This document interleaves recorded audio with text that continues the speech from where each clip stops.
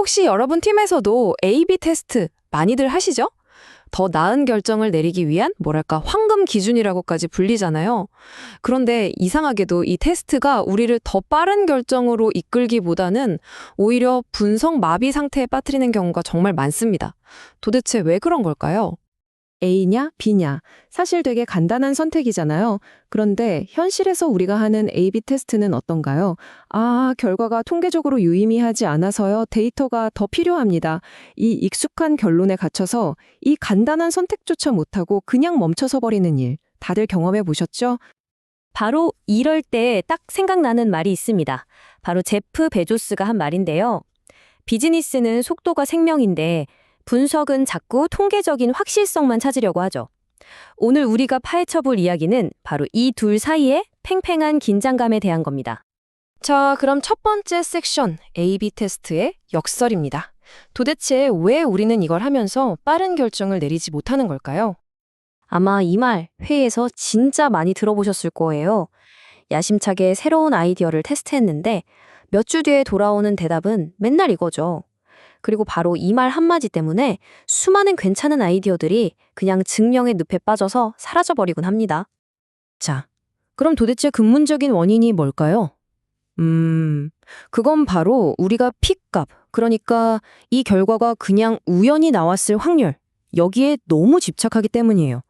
이 전통적인 통계 방식에 숨겨진 비용이 있다는 거죠. 그러니까 기존 통계 시스템은요, 딱 한 가지 실수, 바로 이 거짓 양성을 피하는데 거의 모든 걸 걸고 있어요. 이게 무슨 말이냐면 실제로는 별로 도움이 안 되는 기능을 출시하는 그런 실수 말이에요. 마치 이게 비즈니스의 완전 재앙이라도 되는 것처럼요. 근데 있잖아요. 우리가 놓치고 있는 훨씬 더 비싼 실수가 있습니다.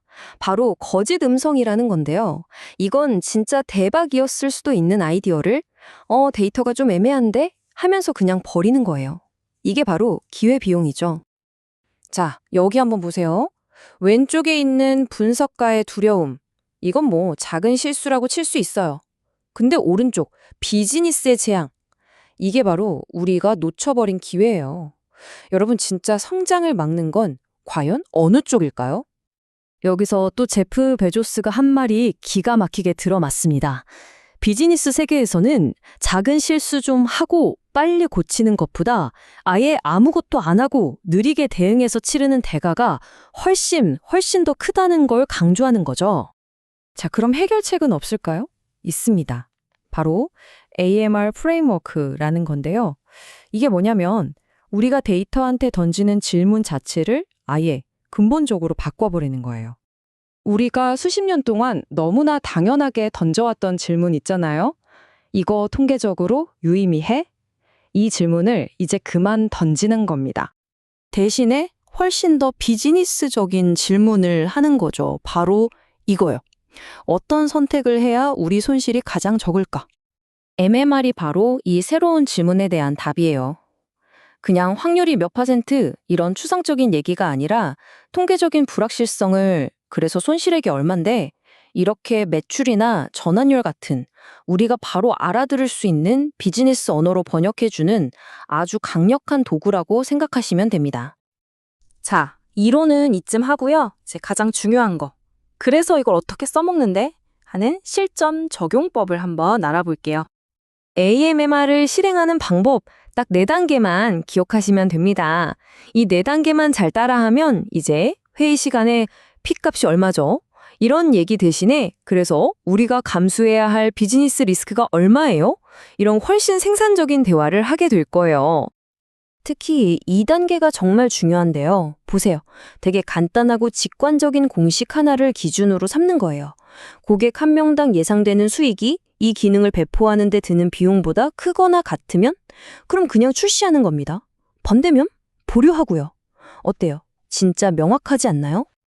그리고 3단계에서는 이제 리더나 관리자분들이 데이터 팀에 요구하는 보고서 내용 자체가 바뀌어야 해요.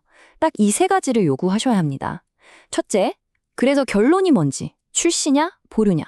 둘째, 최악의 경우 우리가 얼마를 손해보는지. 셋째, 만약 목표 손실액을 맞추려면 데이터가 얼마나 더 필요한지. 딱 이겁니다. AMR이 얼마나 효율적인지는 이 차트를 보면 그냥 바로 와닿으실 거예요. 똑같은 수준의 리스크를 관리한다고 했을 때 필요한 데이터 양을 보세요. AMR은 1이면 되는데 기존 방식은 무려 24배에서 55배나 더 많은 데이터가 필요하다는 거예요. 와, 이게 바로 우리가 그동안 확실한 증거를 찾겠다면서 낭비해온 시간과 돈입니다. 자, 이제 마지막으로 핵심을 정리해 볼까요? 결국 가장 중요한 건 더 나은 질문을 던지는 겁니다. 제가 다시 한번 강조하지만 이건 무슨 대단한 기술을 도입하자는 게 아니에요. 진짜 문제는 데이터가 아니라 우리 팀이 데이터를 가지고 이야기하는 대화 방식에 있었던 거니까요. 이 소통 방식을 바꾸는 게 핵심입니다. 이 지점에서 제프 베조스의 마지막 말이 정말 뼈를 때리죠. 분석팀의 목표랑 비즈니스 목표가 서로 다른 곳을 보고 있으면 아무리 회의를 하고 토론을 해봤자 근본적인 문제는 절대 해결되지 않는다는 겁니다. 그러니까 앞으로 우리가 가야 할 길은요, 그냥 무작정 더 많은 데이터를 모으는 게 아니에요. 그게 아니라 우리가 가진 데이터를 우리 회사의 전략과 제대로 연결시키는 거예요. 진짜 가치는 바로 거기서 나옵니다. 자, 오늘 제가 소개해드린 이 새로운 관점을 가지고 여러분은 이제 팀에게 어떤 새로운 질문을 던져보시겠어요? 이 질문을 여러분께 숙제처럼 남겨드리면서 오늘 이야기는 여기서 마치겠습니다.